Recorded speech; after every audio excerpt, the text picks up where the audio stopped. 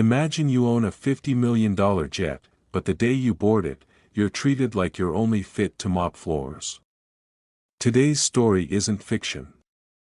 It's a slap in the face to reality, one that many of us are too familiar with to feel pain. It was raining heavily that morning at the private Hartford jetport in Connecticut. The raindrops tapped against the limo's windows like a reminder that an unpleasant day was about to begin. Angela Bennett, 58, CEO of Bennett Aviation, never expected that the place she built would be the place where she had to prove her belonging. The limo pulled up in front of the VIP terminal. Angela stepped out, her umbrella barely providing protection from the strong wind. Her elegant silver hair fluttered, her high heels were puddled with water. But she didn't care. She had lived through years of poverty in Jackson, Mississippi. A little rain wouldn't bother her. As she walked into the lobby, all eyes turned. But not because she was the executive of the largest airline in the East. But because she was a black woman, wearing a charcoal suit, entering a space where people did not think she belonged. Emma Carson, the receptionist, hurried over. "Sorry, this area is for business class only. Lounge access is limited." Angela replied softly, "I understand. And I'm waiting for flight number BV-117. It's mine." Emma narrowed her eyes. Disbelief. "You? Waiting for a client?" Behind him, a middle-aged white man, Jason Whitmore, snickered. "Probably serving coffee to the crew." Angela stood tall, unflinching. But inside, old wounds were resurfacing. It wasn't the first time she'd been disrespected. But this time, in the company she'd built, was a different kind of pain. In that luxurious room, time seemed to freeze. There was only the sound of rain hitting the glass. No one stood up to defend. Not a word of apology. Angela stood by the door, wet and cold. But she didn't try to prove herself right then. No name-calling. No business card, no anger. She wanted to see who would choose to do the right thing regardless of her reputation. Captain Richard Davis, a senior security officer who had been disciplined in the military, looked at her, then turned away. Silence. Silence, sometimes more cruel than words. Emma called security. "Please take her out of the restricted area." Angela nodded slightly. "Okay. I'll wait outside." As she turned, footsteps echoed behind her. A young woman, Mia Harper, the new employee, stepped forward. Trembling, "Ma'am. I'm not sure I have the right to say this, but I'm sorry.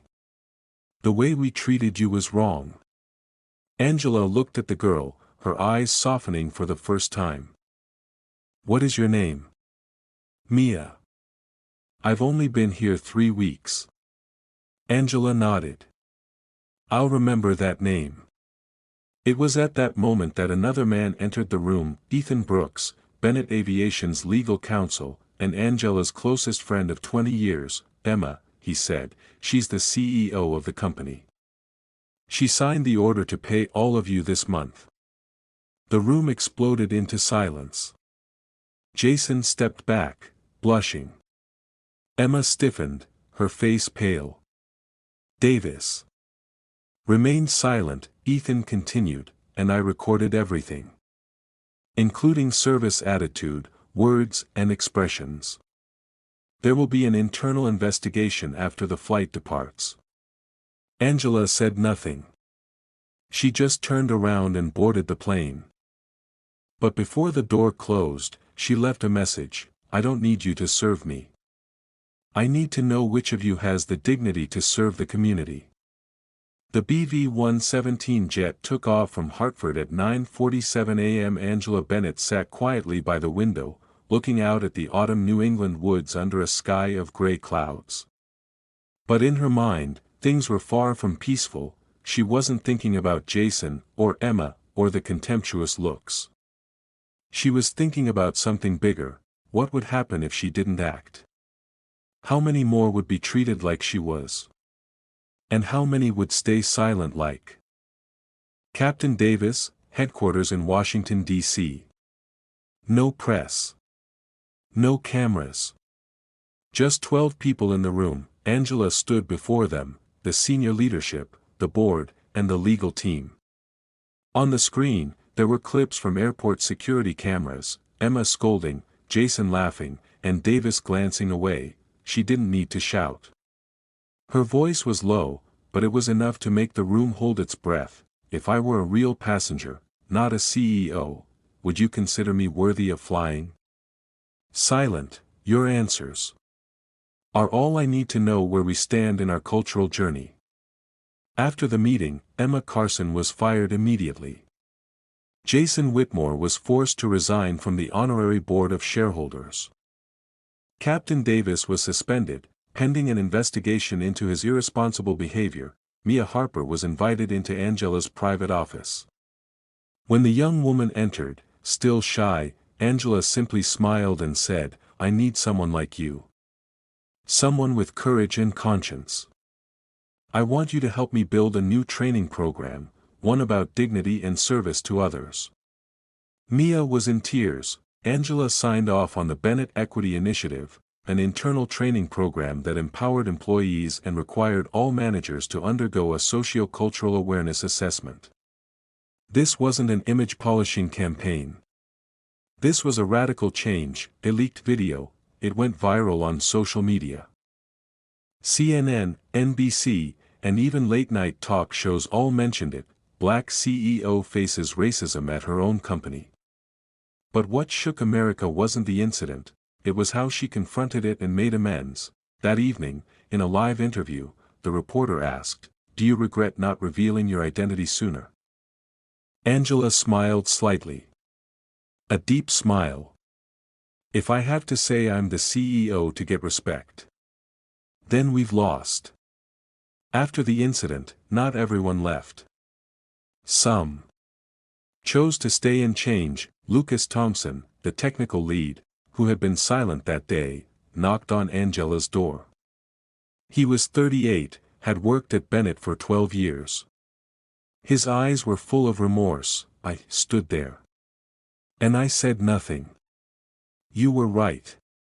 Silence was a choice too. And I chose wrong." Angela said nothing for a moment.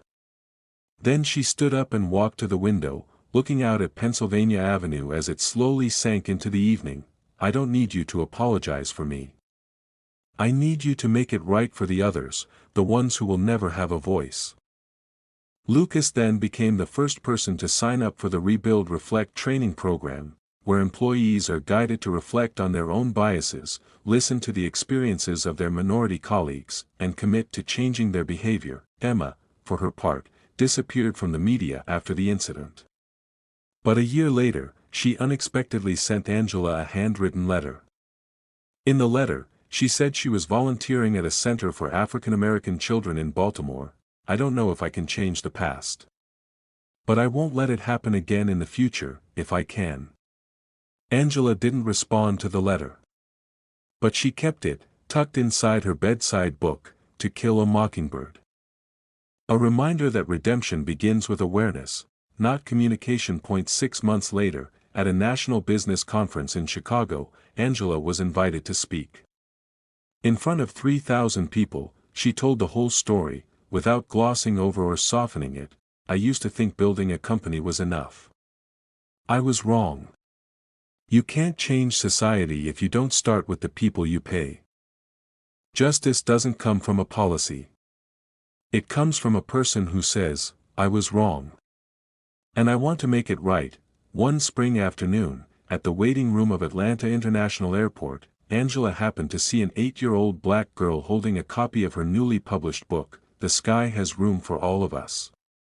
The little girl looked up, recognized her, and whispered, "Grandma, are you the one in the book? I want to fly planes like you when I grow up." Angela bent down and touched her shoulder lightly. "You will fly much higher than me. Just never believe anyone who says you don't belong." A year after that rainy day, a Bennett aviation jet took off again over Washington, D.C., but this time, it wasn't carrying a lone CEO. It was carrying a symbol, a program, a promise of a better America. Angela Bennett was awarded the Congressional Medal of Freedom for her efforts to reform systemic corporate culture. She did not speak. She invited her father, William Bennett, 82, a Korean War veteran, to the stage. He just held his daughter's hand and choked up, saying, "I used to bow my head in silence. You have raised your head in my place. And this whole generation will follow you, if you've listened to this.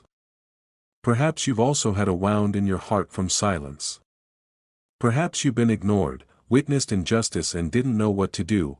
Angela Bennett's story isn't meant to make you angry. It's meant to remind us that we all have the power to make a difference, not through fame, but through conscience. You don't have to be a CEO to make a difference.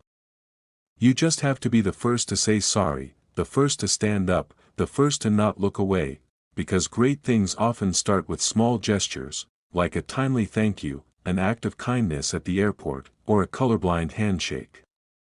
If you believe the world deserves more justice, start by sharing this story, and let your voice no longer be lost in silence.